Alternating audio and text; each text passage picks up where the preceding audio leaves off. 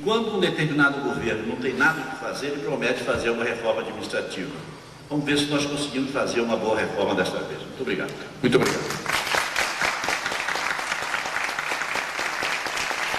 O professor Luiz Rogério Scaglione levantou uma objeção com relação ao tempo que lhe foi destinado, e eu pediria a ele, por gentileza, que, em fazendo consenso com os assessores, nós teríamos condições de rever. Ok.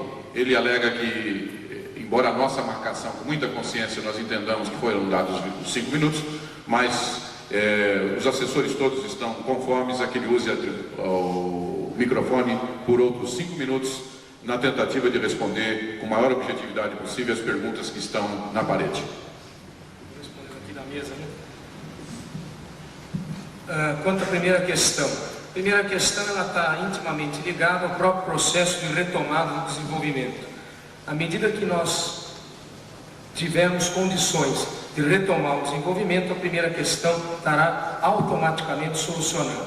A segunda questão, melhor aproveitamento dos recursos humanos, esta questão está diretamente relacionada, primeiro, a uma política adequada que vai orientar a reforma administrativa do setor público.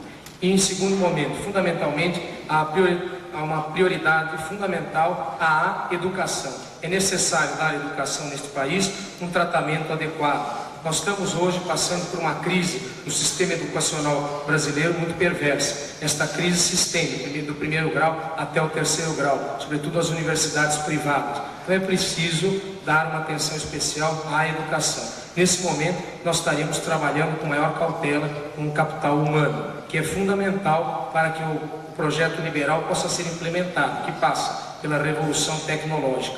E essa revolução tecnológica, ela começa justamente na universidade. A universidade que é o celeiro natural da pesquisa pura, aquela pesquisa de alto risco, que aqui no Brasil dificilmente seria encampada pela iniciativa privada. Essa pesquisa, ela deve ser realizada dentro da universidade. E aqui no Brasil, infelizmente, poucas universidades podem se dar este luxo. E são todas elas, via de regra, são universidades públicas. A questão da 3 e a questão 4 também estão um pouco relacionadas à reforma administrativa. Um aspecto fundamental levantado aqui é a premente informatização de todo o setor público e a consequente modernização da administração do mesmo. Modernização que tange a busca do parâmetro de eficiência, como também a implantação de planos de carreira, treinamento, tá certo? E administração, na medida do possível, participativa naquelas estruturas que o programa do Partido Liberal considerar que devem permanecer a cargo do Estado. A questão do futuro governo, a questão 4, a questão 5, estão ligados ao item competência. Necessariamente a escolha de qualquer equipe de governo deve passar pelo critério competência, inequivocamente.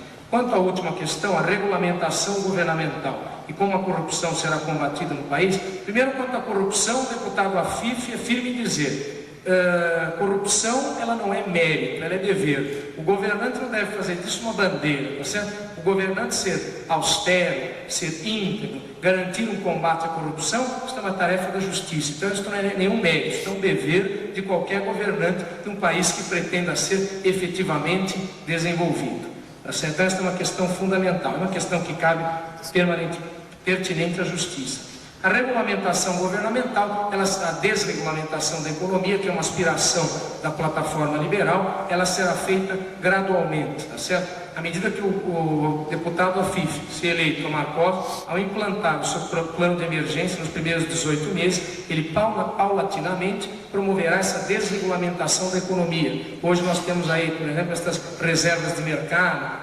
estas concessões, todos esses cartórios, tudo isso pouco a pouco deve ser cortado. Isso é um programa gradual. Então, assim, de maneira geral, acho que foi possível responder a 5 questões. Muito obrigado à mesa, coordenador. Muito obrigado. Agradecemos a todos os participantes pelo empenho em nos proporcionar os esclarecimentos. Passamos então à parte seguinte deste seminário. Nós, da comissão organizadora, procuraremos formular uma questão comum a todos os participantes, que no nosso entender faz parte do clima do seminário. E temos em mãos inúmeras perguntas mostrando essa quantidade de perguntas que estamos respondendo, como é importante esse diálogo com o eleitor. E esperamos realmente conseguir aproveitar a presença de tão ilustres assessores para que todas essas áreas de interesse sejam satisfeitas. Vou passar a palavra aos demais companheiros desta comissão organizadora para que formulem a pergunta, inicialmente a nossa pergunta aos assessores. A pergunta que a comissão organizadora faz aos assessores dos candidatos presidenciais presentes é a seguinte, e a comissão organizadora pede que esta pergunta única seja respondida na mesma sequência com que os assessores se apresentaram. E o nosso presidente cerceia democraticamente o tempo em 2 minutos para a resposta. A pergunta é a seguinte: tendo em vista a negociação político-partidária para o segundo turno, qual será o critério de negociação da composição da responsabilidade administrativa do futuro governo? Ou, o que vem primeiro, ganhar a eleição ou preservar o compromisso com a nação? Poderia repetir novamente? Eu creio que eu Repetindo para maior clareza, conforme pede o nosso presidente. Tendo em vista a negociação política partidária para o segundo turno, qual será o critério de cada candidato na negociação da composição da responsabilidade administrativa do futuro governo? Ou seja, o que vem primeiro, ganhar a eleição ou preservar o compromisso com a nação? Abrimos então 2 minutos ao representante do candidato Collor de Mello. Evidentemente que essa resposta é dada por um assessor que está na área técnica e não na área política. Ela tem um caráter mais pessoal. Eu acredito que o fato de a eleição se transcorrer em 2 turnos, ela é muito sábia, porque ela permite que todas as correntes políticas tenham a oportunidade de se colocar claramente diante do eleitorado. Sendo ela uma eleição em 2 turnos, eu acredito que as negociações elas deverão e naturalmente ocorrer após o término do primeiro turno. Acredito que isso é um assunto, vamos dizer assim, que com relação aos compromissos, os compromissos são com o povo brasileiro.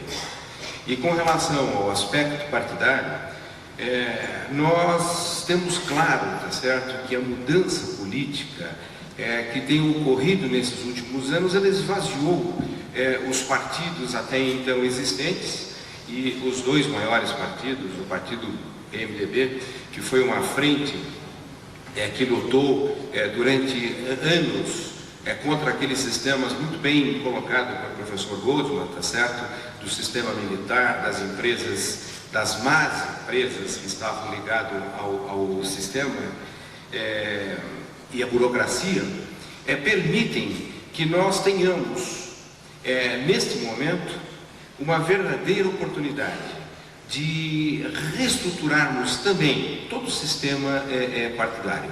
E esse é o objetivo do movimento de renovação nacional. Muito obrigado. Peço, por favor, ao secretário Goldman que apresente o ponto de vista da equipe do candidato Ulisses Guimarães.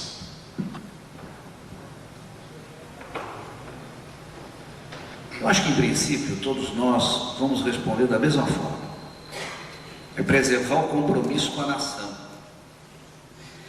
Mas isso deve ser colocado de uma forma cuidadosa, no sentido de uma visão democrática do processo. Vocês estão vendo, nenhum candidato vence o primeiro turno sozinho. E vai ter necessidade de composição política para o segundo turno. Composição política não só para ganhar a eleição, composição política para dirigir o país. Isso é mais importante até do que ganhar a eleição. Ninguém vai dirigir esse país sozinho. Não há mais nenhum partido, felizmente, e para a democracia isso é muito bom, que tenha condições de dirigir a nação isoladamente. E se nós pensamos no processo democrático no país, nós temos que pensar em fortalecer os partidos políticos.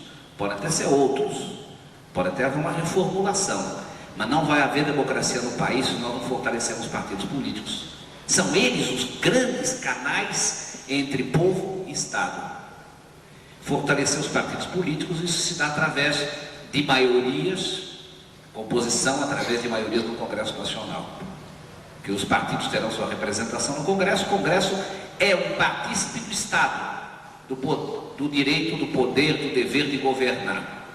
Então, preservar sim o interesse da nação, mas levar em conta os compromissos com a nação, mas levar em conta que no segundo momento, no momento do segundo turno e depois do momento de governar, vai ser preciso fazer uma composição política que não pode destoar dos compromissos básicos, mas não vai ser exatamente o compromisso que cada um de nós está assumindo aqui, porque no momento de fazer esta maioria que tem que governar, e que quem governa é maioria, se não é maioria, não é democrático, não é um processo. Estamos com o tempo esgotado, por favor, termine a frase. Haverá necessidade, sem dúvida, de, sem abrir mão dos princípios básicos, dos compromissos básicos, você estabelecer um programa comum de partidos, de grupos políticos, no Congresso Nacional, para ter a maioria no Congresso Nacional, para que se possa governar o país. Muito obrigado. Peço ao professor Luiz Rogério Scaglione, representante do candidato Guilherme Afif Domingos, que apresente suas posições. Em primeiro lugar, conforme o Geraldo ressaltou, nós estamos mais na área técnica, então essa é uma questão de caráter mais político. Todavia, então, a opinião será de cunho bastante pessoal. Eu acredito, conforme ressaltou o deputado Golden, que a etapa mais importante, talvez, até para que haja efetivamente essa composição política, é a gestão do país após a eleição, ou seja, após o segundo turno, quando já tiver eleito o novo presidente. Essa composição política necessariamente terá que levar em conta os compromissos, no caso do Partido Liberal.